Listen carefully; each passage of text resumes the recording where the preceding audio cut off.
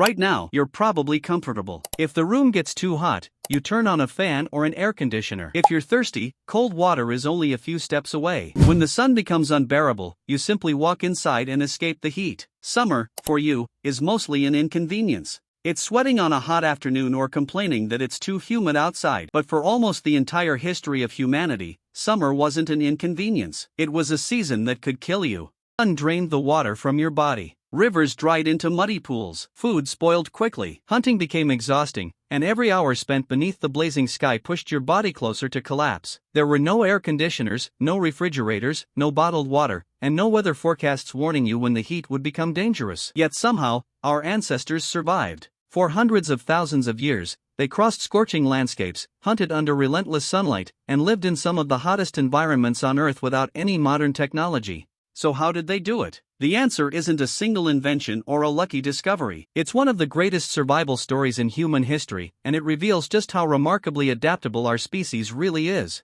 Let's start with the most obvious threat, the heat itself. Here's something most people never think about. Human beings aren't immune to extreme heat. In fact, when your body gets too hot, things begin to fail surprisingly fast. As your temperature rises, your heart works harder to cool you down. You lose water with every drop of sweat. Your muscles become weaker, your thinking becomes slower, and if your body can no longer get rid of enough heat, heatstroke can follow, a condition that can become deadly in just a matter of hours. And yet, despite that weakness, humans spread into some of the hottest landscapes on Earth. They crossed open savannas beneath the African sun, traveled through dry grasslands, and eventually reached deserts where daytime temperatures could soar high enough to make survival seem impossible. So what gave them an advantage? The answer was something every one of us is doing right now, even if you don't notice it. Sweating.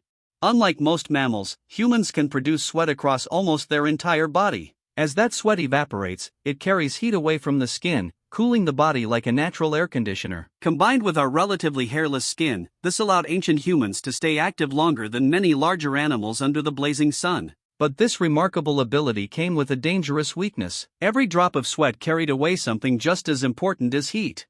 Water. And once that water was gone, the clock toward dehydration had already begun. Sweat could keep ancient humans alive, but only as long as they could replace the water they were losing. And in the middle of a long, scorching summer, that was far easier said than done. Today, if you're thirsty, you open a tap or buy a bottle of water. Ancient humans had no such luxury. A river that flowed during the rainy season could shrink into a chain of muddy pools just a few months later. Small streams disappeared completely, and lakes retreated farther from their shores. A single mistake in choosing where to travel could leave an entire group trapped in a landscape with nothing to drink. So they learned to read the land. Instead of wandering blindly, they followed the signs that water leaves behind. Lines of green vegetation often marked underground moisture. Flocks of birds flying at dawn or dusk frequently led toward water sources. The footprints of elephants, antelope, and other animals could reveal hidden waterholes that had sustained wildlife for generations. In some dry regions, people even dug into sandy riverbeds where clean groundwater still flowed beneath the surface long after the river itself had vanished. Over thousands of years, this knowledge became one of humanity's greatest survival skills. Parents taught it to their children, and experienced hunters passed it down to younger members of the group.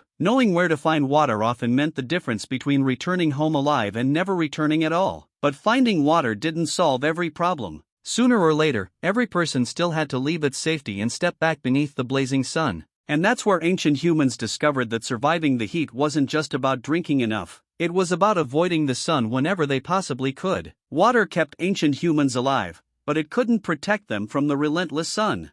Standing beneath the midday sky for too long meant absorbing more heat than the body could safely release. Even with sweat cooling their skin, there came a point where the sun simply won. So instead of fighting it, ancient humans learned something far smarter. They learned to avoid it. The hottest hours of the day became hours of rest. As the sun climbed higher, people sought shade wherever they could find it. A large tree wasn't just a tree, it was shelter. A rocky overhang wasn't just part of the landscape, it could mean the difference between recovering your strength and collapsing from exhaustion. In places where natural shade was scarce, people built simple shelters using branches, reeds, grasses, and animal hides. These weren't permanent homes. They were temporary refuges that blocked the harsh sunlight while allowing air to flow through, making the inside noticeably cooler than the open ground outside. Even their clothing worked with the heat instead of against it. Loose-fitting garments made from animal hides or, later, woven plant fibers covered the skin from the burning sun while allowing air to circulate. Rather than trapping heat, they reduced direct exposure and slowed the loss of precious body moisture. Ancient humans eventually realized that surviving summer wasn't about being tougher than the sun. It was about knowing when to move and when to stay still. But even after escaping the worst of the heat, one problem remained. You could rest in the shade all afternoon. Unfortunately, your next meal wasn't going to come to you. Escaping the sun could keep you alive, but it couldn't fill an empty stomach. Summer created a problem that most people never consider. The heat didn't only affect humans, it affected every animal on the landscape. As the temperature climbed, deer, antelope, wild cattle, and countless other animals disappeared into forests,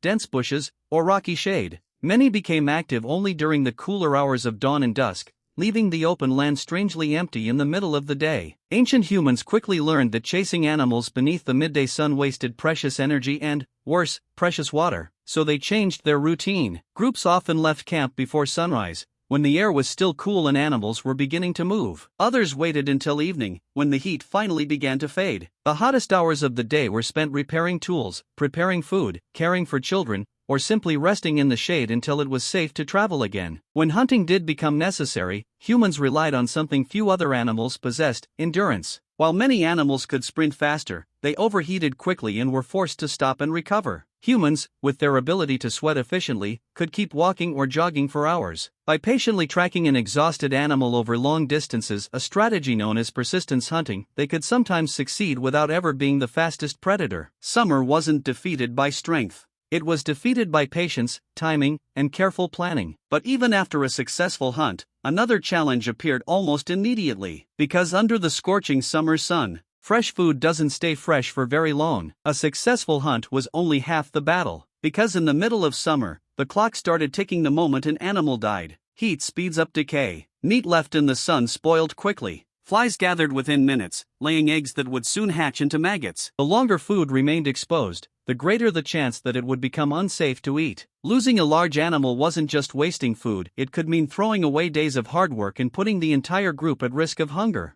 So ancient humans learned to preserve what they couldn't eat immediately. One of their oldest techniques was drying meat. Thin strips were placed in the sun or above a slow, smoky fire until most of the moisture had disappeared. Without moisture, the tiny organisms responsible for spoilage struggled to survive, allowing the meat to last far longer. The smoke also helped keep insects away, adding another layer of protection. Fire had another important job. As evening arrived, mosquitoes, biting flies, and other insects filled the air. Their bites were more than just annoying, they could make sleep difficult and increase the risk of disease. A smoky fire helped drive many of these insects away, making camps far more livable after sunset.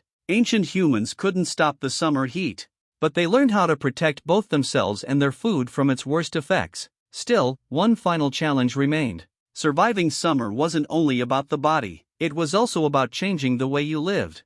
By now, ancient humans had learned how to cool their bodies, find water, escape the harshest sunlight, hunt efficiently, and preserve their food. But surviving summer required more than clever techniques. It required changing the rhythm of everyday life. Instead of working whenever they wanted, people planned their days around the movement of the sun. The coolest hours before sunrise became the best time for hunting, traveling, and gathering. As the temperature climbed, activity slowed. Families rested in the shade, repaired tools, cared for children, and waited for the evening air to cool before setting out again. Summer also rewarded cooperation. No single person could search for water, gather food, watch for danger, and care for camp alone. Every member of the group had a role, and sharing the work meant spending less time beneath the blazing sun. Knowledge became just as valuable as strength. Experienced hunters remembered hidden water sources, while elders knew which routes offered shade during the hottest months. Over time, surviving summer became more than a daily challenge. It became knowledge passed from one generation to the next. And when you step back and look at it all together, something remarkable begins to appear. Summer didn't just test humanity, it helped shape it. When you step back and look at the full picture, something remarkable comes into focus. Summer didn't just test humanity, it shaped us. The relentless heat taught our ancestors when to travel, where to find water, how to build shelter, how to preserve food, and why cooperation meant survival. Every challenge forced them to adapt, and every adaptation made our species more capable. Now think about your own life. When the temperature rises, you turn on an air conditioner. You open a refrigerator for a cold drink or carry clean water wherever you go. The summer heat hasn't become any weaker than it was thousands of years ago. The difference is that countless generations of humans slowly learned how to live with it. Our ancestors didn't survive because they were stronger than the sun. They survived because they understood it. And thanks to everything they discovered, the season that once threatened human life has become little more than another hot summer day.